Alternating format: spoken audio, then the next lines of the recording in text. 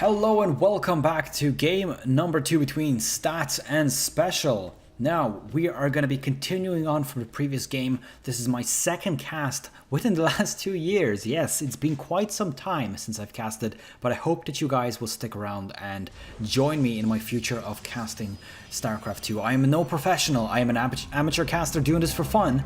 I don't make money off it, and I'm not sponsored by anybody at all. So this is pretty much just for fun, and that's what I'm here for. Now, game number 2 between these guys. The spoiler is going to be coming at about 1 minute. So if you have not watched the previous game, please, I beg you, go watch the first game so that you know how that turned out. And obviously you're not going to be spoiled in about 15 seconds of this game. So on the bottom right hand side here, we've got ourselves Stats. Stats is a Protoss player. He is Kim Dae-yob, 25 years old, from Team Splyce and South Korea. He is obviously playing Protoss, as you can see on screen. Spoilers here, currently SpeCial is on 1, Stats 0. On the top left hand side here, we've got ourselves SpeCial. SpeCial is Juan Carlos Tenay Lopez, 24 years old, from Exeed Esports. He is from Mexico and obviously playing the red Terran up the top left. Now, Ascension to Aiur, a bit more of a standard map to what I am used to, at least from my previous casting time. I almost said career, but I didn't really make money off it. So anyways, I actually love the way this map is laid out. It's absolutely beautiful. Now, the only thing I feel that has become the new norm these days is that Reapers are just hated by the developer team. And I don't know whether this is a balance issue, because I thought that Reapers were fairly simple to deal with, at least from a pro player side, up until the point that there's 2 or 3 Reapers. Then it's very difficult to deal with. But every approach that you can take towards a base right now with a Reaper has to come from the natural expansion. It just seems like Reapers got hated on so much just to not allow them to so freely run between bases. And I understand this change. It makes absolute perfect sense, because every game starts with a Reaper. That's just the way the games go right now. So as you can see here, Reaper from SpeCial making his way down, seeing the first tower, nothing there. Usually might see a probe there or something, but not this time around. Now Stats, what is he doing down here? This is a probe. Is he gonna build something to hide? I don't know, but let's see. Now this has already done a scout of the base, I believe, so let's double check that. Yeah, he's pretty much seen everything that's going on here. And this might actually have been a scout rather than building something sneaky. So he's gonna just about get spotted by that tower right now. Did he? Oh wow, that was like a perfect place to not get scouted by that tower. That was really clever. I mean, I understand that these players are good, but wow, to know exactly where the tower vision ends, that is huge. Now, this Adept would easily win a 1 versus 1 versus a Reaper, so obviously he spotted that coming, running away now, and he's not being too risky with that Reaper. Quite often you see players that will just simply run straight for the enemy base, try to do a bit of harassment with the Reaper, even manage to take 1 or 2 probes in this case out, but here he's just being very safe, and I actually like that. That's quite good. Now there's 2 Adepts here. He could potentially get taken out here. 1 more hit will do it, and as soon as this Adept is gonna pop, he's gonna get that hit off. That is a beautiful defense. Very minor interruption of service in the mineral line here. I think that might have lost them maybe 5 minerals, something overall, so not a huge deal. Especially considering they've got about 1500 each at the moment. Now an Oracle coming out, Warp Gate technology of course being researched. And we've got ourselves a 3rd expansion coming from Stats. Now Stats is, as you can see here, very quickly expanding, not really waiting too long, not building too much of an army. And even while he's still building his harassment units, he is already expanding right now. Now these Adepts have absolutely no chance. They might actually get taken out right here. Is this one gonna survive? I think he might. Yes. Just about surviving there, and this Widowmine sitting here hoping that somebody gets close, but no dice. Now both scouting towers, or sorry, Xel'Naga towers, are occupied by these Adepts, so there's going to be a lot of vision coming out here. The only thing that he's not going to be able to see are Liberators if they come out. Now, are there Liberators? I don't think there are, not yet anyways. He is bringing out 1 now, but I think he's supply blocked. Yes, he is. So SpeCial getting supply blocked. And that is a long... Wow, I wonder, was that a mistake or was that just a resource bottleneck? Because right now, he's supply blocked for quite some time. He was supply blocked from before he actually placed his depot down, so quite a long supply block to actually let himself. And as you can see, the minerals and gas is stacking up a little bit at this point because of that block. And then he's going to start spending them any point now. Unless he decides, of course, to expand, which would be a viable option also. Now, these two adepts, unfortunately, not getting saved. There is a bit of harassment going down here. This one Widow Mine. Now, Widow Mines, as far as I know, are still visible in this expansion, or in this patch, or invisible, rather, when they're burrowed and recharging. But in their latest patch, they're not. So they're actually visible and they can be taken out. Now this little bio-ball coming in here, I don't know how much damage he's going to manage to do with that. Army supply does favor SpeCial quite considerably, but obviously with the mothership core and the overcharges, that does tip things very closely in favor of stats. Or not in favor, but equally towards stats. Now a Widow Mine being placed there. Now this is a very clever place to put a Widow Mine because it's so hard to see it when there are already so many little cracks on the stairs. Now a Liberator coming out here. Now he's very, very hard. Oh, so he comes around the back. There's also a Viking here. Oh, that's actually a very clever Viking because he'll be able to hold off a Stalker or two with that while the Liberator does all that damage. So this is absolutely beautiful play right now. Now, is he going to start taking out units? I don't know. Now, this Liberator might get taken out here if he's not careful. The Viking is absolutely toast at this point. Two Stalkers here. Third one warping in. A small engagement here. Infantry weapons 1 done. Ground weapons level 1 for Protoss also complete. Oh, barely picking off or catching off that Widow Mine. Now, it might be the case that he's trying to just waste the Mothership Core's energy at this point, but he does still have an army supply lead. Now, he's got 3 medevacs overhead, and these are not a whole lot of units. I mean, there's not that much that he can do here other than hope that the reinforcements from the Terran is not going to be enough. But look at the amount of units that are heading down here. There's quite a lot of them. Now, the one advantage the stats has is he's got his third base running a lot earlier than this Terran, so or SpeCial rather. So his worker supply has been a little bit ahead for the time that was the case.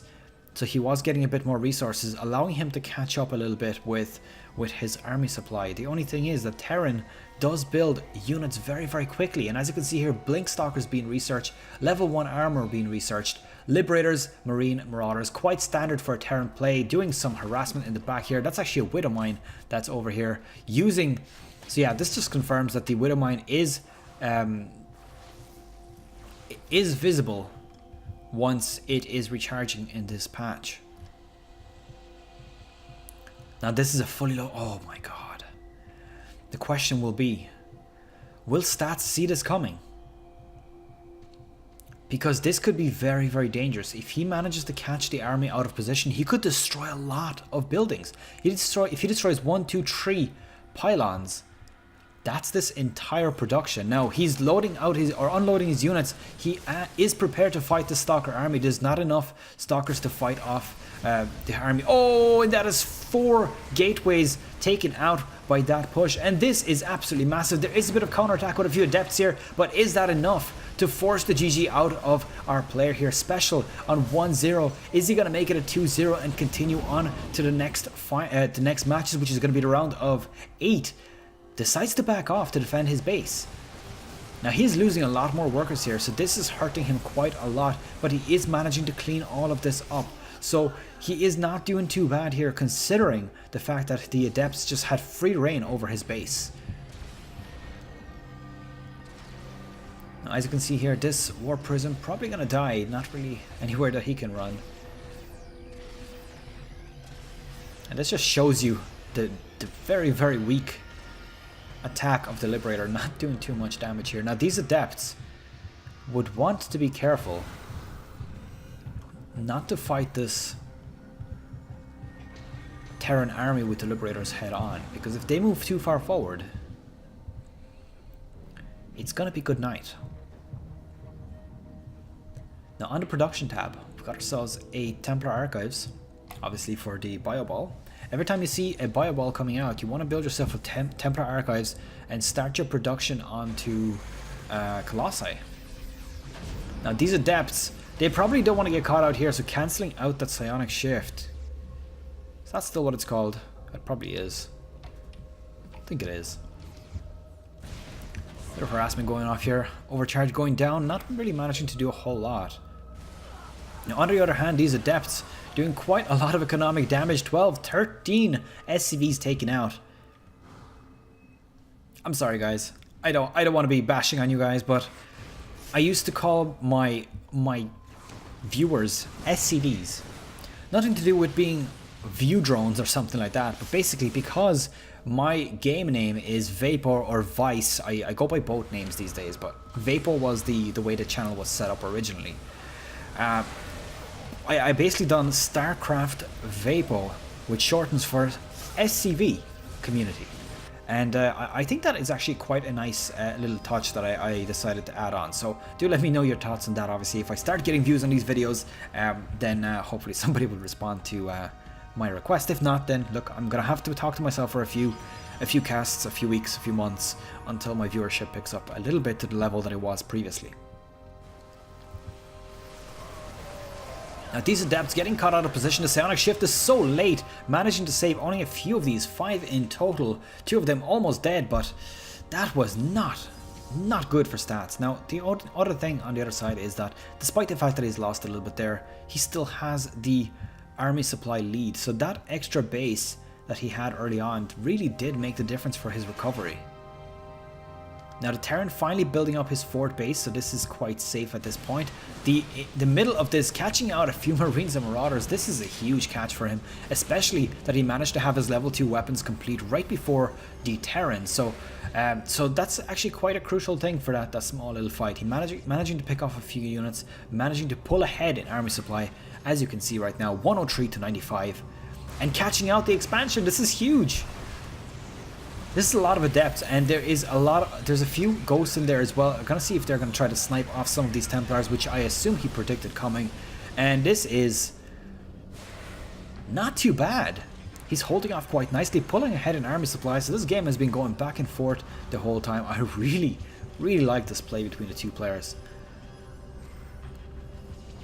Now the Ghosts so far have been used to break down the shields, but they can also be used to snipe off high value targets such as the High Templars. And some beautiful storms here. Now the storms are pretty much the equivalent, not the equivalent, but very similarly resembling of the Liberator defense zone. These Adepts.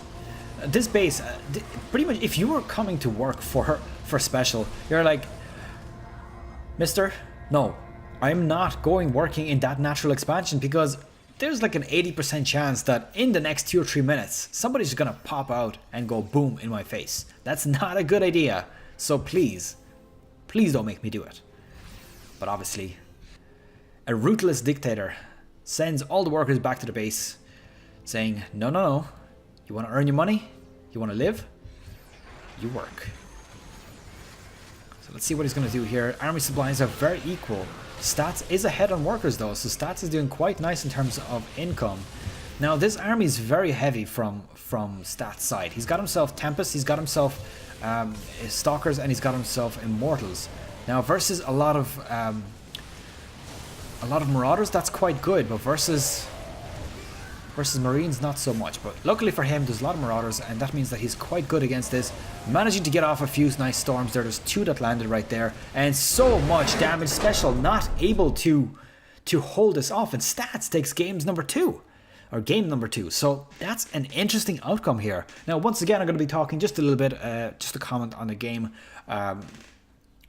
just to kind of avoid spoilers, just to extend the video by a little bit. So that was a very nice finish, I think, for Stats. He held off really nicely, not doing too much pressure when he needed to hold back. He knew that he had the extra base. So that means that despite the fact that he was down in army supply, all he had to do was just turtle up a little bit, build up his army, get ahead a little bit, and that's pretty much it. So SpeCial decided, I think one of the main reasons that SpeCial might have lost that game actually was he stuck on bio for a little bit too long. I think that after your opponent starts going for High Templars and Tempests, and Immortals even, I mean, it's just so hard to deal with Marauder balls with that, because while you do a whole lot of,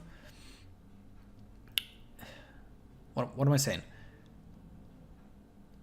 I think I've kind of lost my train of thought, but I'm just saying that Marauders and Marines are not that great once your opponent has got High Templars and Immortals, because the Immortals are going to very quickly demolish any sort of Marauders that you have.